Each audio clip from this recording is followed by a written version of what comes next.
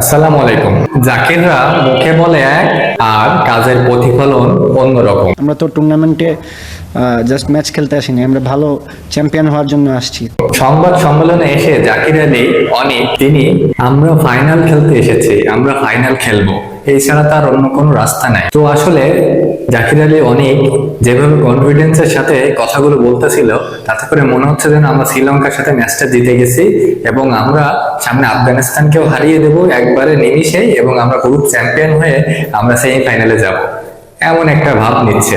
এখনো মানে সেমিফাইনালটা আমরা খেলতে পারবো কিনা সেটার কোনো গ্যারান্টি নেই, মানে সেটার কোনো নিশ্চয়তাই নেই। আমরা যে পজিশনে আছি, আমরা যদি আফগানিস্তানের সাথে ম্যাচটাও জিতি তারও কোনো গ্যারান্টি নেই যে আমরা সেমিফাইনাল খেলবো কিনা, কারণ সম্পূর্ণ আফগানিস্তান এবং শ্রীলঙ্কার হাতে এই জিনিসটা আছে। কারণ সর্বশেষ ম্যাচটা কিন্তু এই গ্রুপে তাদেরই হবে, তো তারা কিন্তু সমীকরণ নিয়ে কিন্তু মাঠে নামবে, কিন্তু আমাদের হাতে কোনো সমীকরণই নেই যে আমরা ম্যাচটা আসলে আফগানিস্তানের সাথে জিতলে বা কত ওভারে জিতলে বা কতটুকু রান রেটে বা কত উইকেট হাতে রেখে ম্যাচটা জিতলে সেমিফাইনাল খেলবো, তার কোনো বিন্দুমাত্র গ্যারান্টি নেই।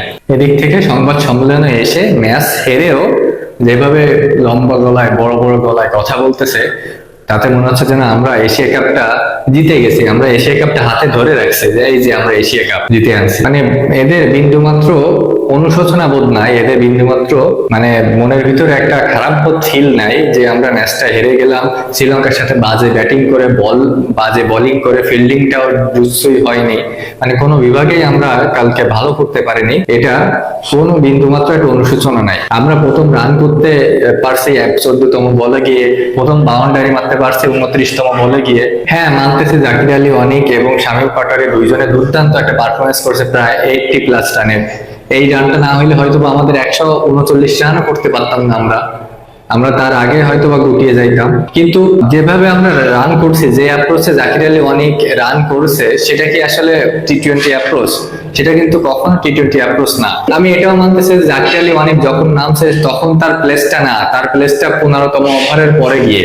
কিন্তু আপনি যখন ম্যাচের শেষ পর্যন্ত থাকবেন তখন তো অবশ্যই আপনাকে ভালো করতেই হবে, তখন তো আপনাকে অবশ্যই 150+ স্ট্রাইক রেটে ম্যাচটা শেষ করতে হবে। কিন্তু জাকির আলী অনেকের স্ট্রাইক রেট হয়তো 120ও হবে না, এমন ভাবে তিনি ব্যাট করছেন। শেষের দিকে তিনি মোটো এক্সিলেটর করে মানে একটা বাউন্ডারি হাঁকাতেই পারেনি। যে জাকির আলীকে আমরা চিনি যে ছক্কার মাস্টার হিসেবে, তিনি একটা ছক্কাও মারতে পারেনি। ম্যাচের একটি মাত্র ছক্কা, তাও শামীম পাটোয়ারি মারছে। শামীম পাটোয়ারি খেলাটাও মোটামুটি দুঃসই হয়েছে, কিন্তু আসলে পর্যাপ্ত হার্ড হিটার ব্যাটসম্যান হিসেবে জাকির আলীর নামটা জানি, কিন্তু তিনি হার্ড হিটিং ব্যাটিংটা করতেই পারেননি। শ্রীলঙ্কার বোলারদের আমরা ভালোভাবে করতেই পারিনি, তাদের প্রতিটা বোলারদের বিরুদ্ধে আমরা স্ট্রাগল করছি এবং শেষ পর্যন্ত আমরা স্ট্রাগল করেই গেছি। নোয়ান তুষারের বল মনে হচ্ছে যেন আমরা খেলতেই পারি না, এমন একটা অবস্থা। তুষ্মন্তে সামিরার বল ইয়র্কার মনে হচ্ছে আমরা খেলতেই পারি না, মানে এর আগে খেলেই নাই এমন একটা মনে হচ্ছে। আমরা কিন্তু শ্রীলঙ্কার মাটিতে সিরিজ জিতছি, কিন্তু তখনও কিন্তু এই সব ব্যাটাররা খুবই ভালো খেলছে। কিন্তু এই যে যখনই বহুদেশীয় সিরিজটা হয়, যখনই বড় কোনো কাপের খেলা হয়, তখনই কেন বাংলাদেশ মুষ্টিমুগ্ধ হয়ে যায়, তখনই কেন চুপসে যায়।